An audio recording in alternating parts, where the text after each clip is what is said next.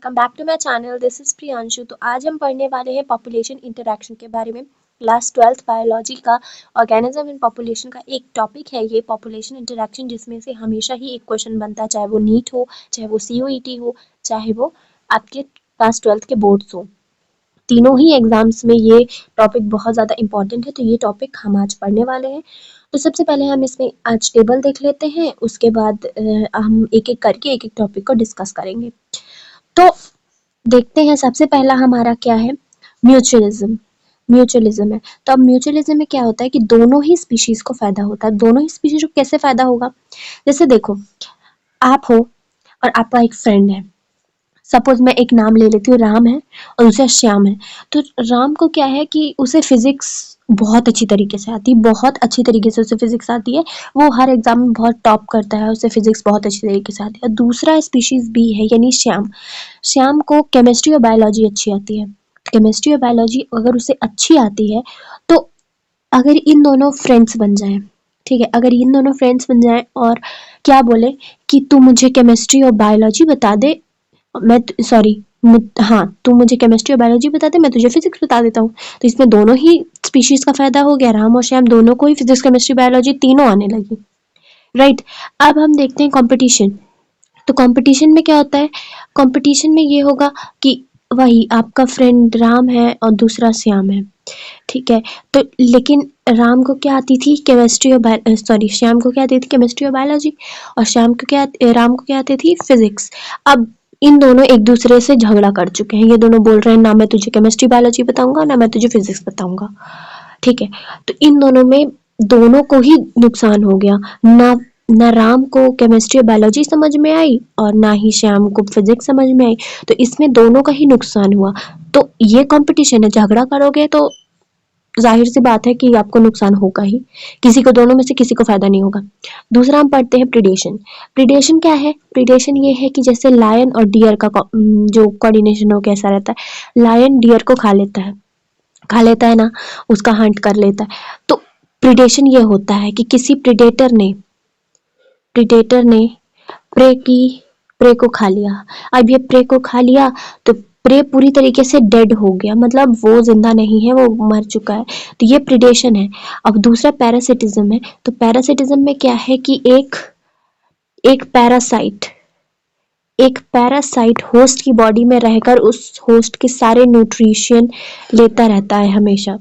तो ये पैरासिटिज्म है। अब प्रीडेशन में जो प्रे है वो मर जाता है, लेकिन पैरासिटिज्म में जो होस्ट है वो नहीं मरता है, क्योंकि पैरासाइट के होने से उसकी बॉडी में कोई फर्क नहीं पड़ने वाला, मतलब फर्क पड़ेगा लेकिन वो मरेगा नहीं।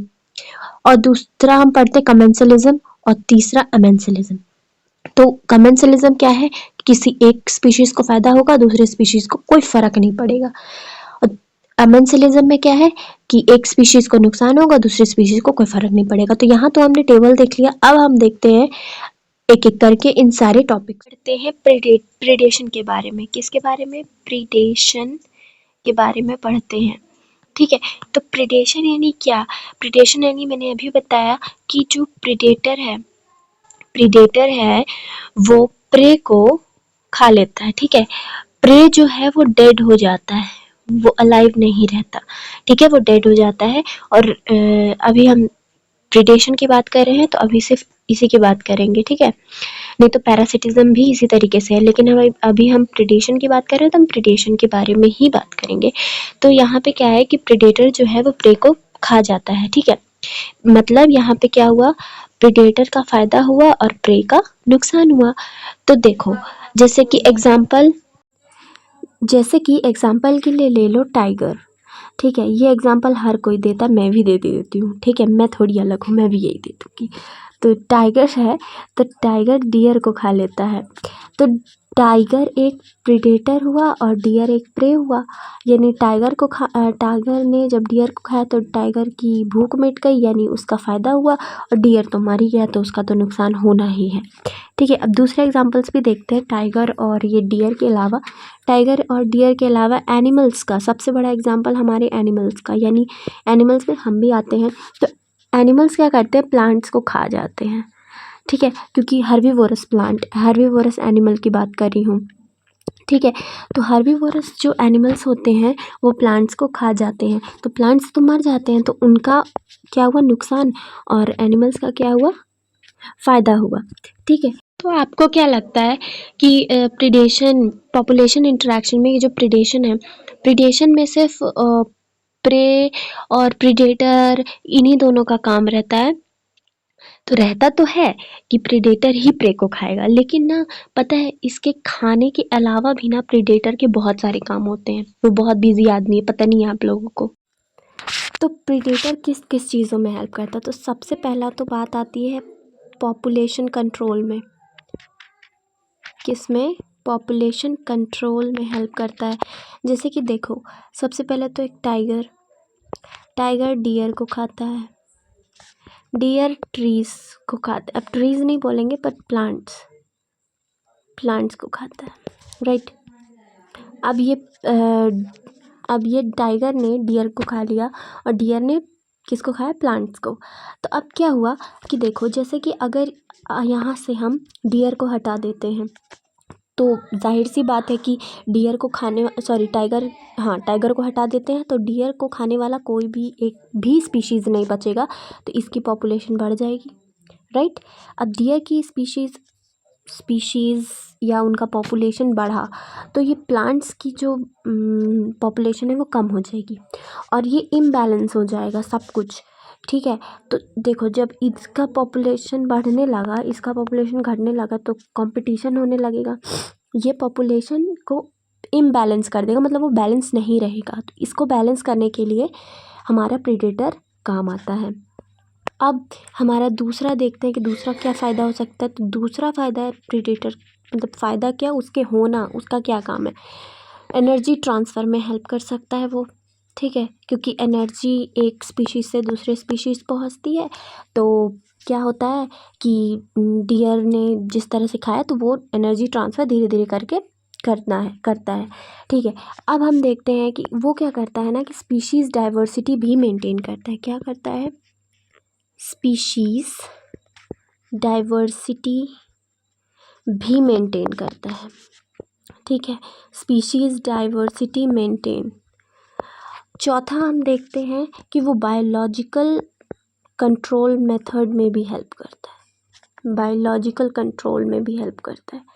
कैसे बायोलॉजिकल कंट्रोल में हेल्प करता है?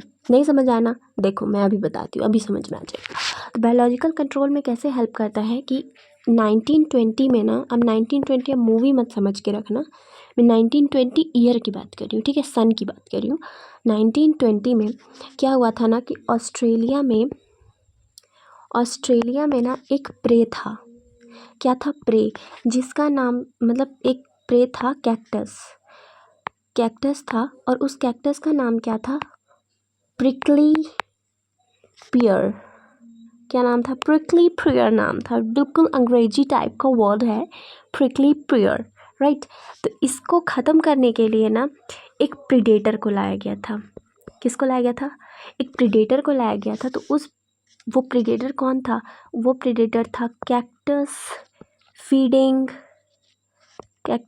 फीडिंग मोथ था, ठीक है। इस प्रे को ख़त्म करने के लिए प्रीडेटर को लाया गया था। कौन सा प्रीडेटर था? वो कैक्टस फीडिंग मोथ था। 1920 में ये सब कुछ हुआ था, ठीक है। तो यहाँ तक तो हमने देखा। अब क्या है ना कि प्रीडेटर का काम तो ये सब है कि उसके पास खाने के अलावा भी ये सारी चीज़ें कि पॉपुलेशन कंट्रोल में हेल्प करता है, एनर्जी ट्रांसफ़र में हेल्प करता है, स्पीशीज़ डाइवर्सिटी मेंटेन करने में हेल्प करेगा, बायोलॉजिकल कंट्रोल मेथड में हेल्प करेगा। लेकिन ना प्रे भी बहुत ज़्यादा होशियार है।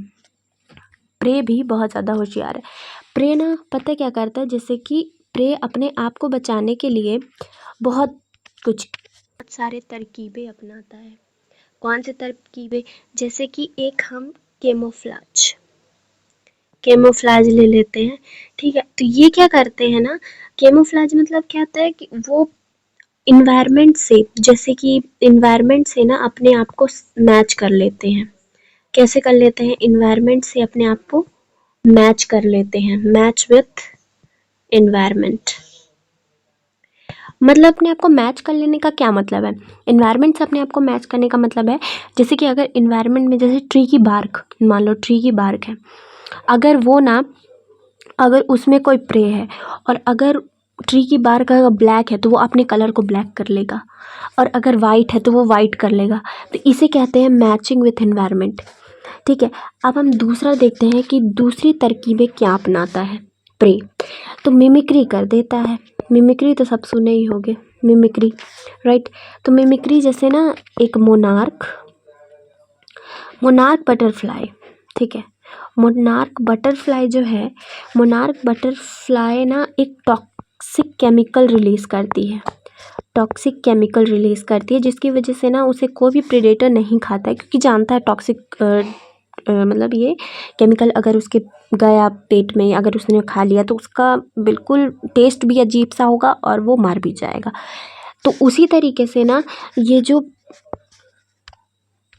तो इसी का फ़ायदा ना विसरी बटरफ्लाई उठा लेती है। विसरी बटरफ्लाई उठा लेती है। कैसे उठा लेती है? ये विसरी बटरफ्लाई पता है क्या करती है? इसी की ना मिमिक्री कर देती है, मतलब अपने आप को इसी तरीके से बना लेती है, बिल्कुल ऐसा देखने में प्रेडेटर को लगे कि मोनार्क बटरफ्लाई है, और वो इसके पास कभी नहीं आएगा फिर विसरी बटरफ्लाई के पास। देखिए कितना दिमाग है प्रे के पास भी। तो ये तो हमने देखा, और कुछ ना केमिकल भी, कुछ केमिकल डिफेंस भी होते हैं। कैसी केमिकल डिफेंस? मतलब यहाँ तो क्या हुआ कि कुछ प्रे ऐसे थे जो चल सकते थे, है ना, चल सकते थे, इधर उधर घूम सकते थे, मतलब अपने आप को बचाने के लिए वो इधर उधर भाग सकते थे। लेकिन क्या है, प्लांट प्लांट क्या कभी भाग सकता है? प्लांट तो बेबस है, अपनी जगह पे ही रहता है, वो अपने आप को बचाने के लिए कुछ नहीं कर पाता, वो भाग ही नहीं पाता। इसीलिए वो क्या करता है कि, तो प्लांट क्या करता है ना, जैसे एक प्लांट है, क्या नाम है उसका, कैलोट्रोपिस। कैलोट्रोपिस प्लांट है, ठीक है। तो ये कैलोट्रोपिस प्लांट ना एक कार्डियोग्लाइकोसाइड्स रिलीज़ करता है। क्या करता है? कार्डियोग्लाइकोसाइड्स रिलीज़ करता है, जिसकी वजह से वो डिफेंस कर पाता है, ठीक है। इसी तरीके से ना निकोटीन, प्लांट, मैं प्लांट के बारे में बता रही हूँ, तो प्लांट निकोटीन, कैफीन, ये सब तो नाम सुने होगा, क्यूनिन, और क्या होता है, ओपियम, ये देखो। तो ये सारी ना, ये प्लांट के अंदर ये केमिकल डिफेंस है, ये सब कुछ, ये जो भी केमिकल्स है ना, ये प्लांट के अंदर होते हैं। वो अलग बात है कि हम इन सारों को यूज़ कर लेते हैं अपने फ़ायदे के लिए, लेकिन ये जो केमिकल्स हैं वो प्लांट अपने डिफेंस के लिए बनाता है। तो हमने तो ये प्रिडेशन वाला चीज़ तो देख लिया, राइट। अब ये प्रिडेशन तो कंप्लीट हो गया। अब हम नेक्स्ट वीडियो में इसके आगे के सारे पढ़ेंगे, ठीक है। तो तब तक के लिए थैंक यू सो मच।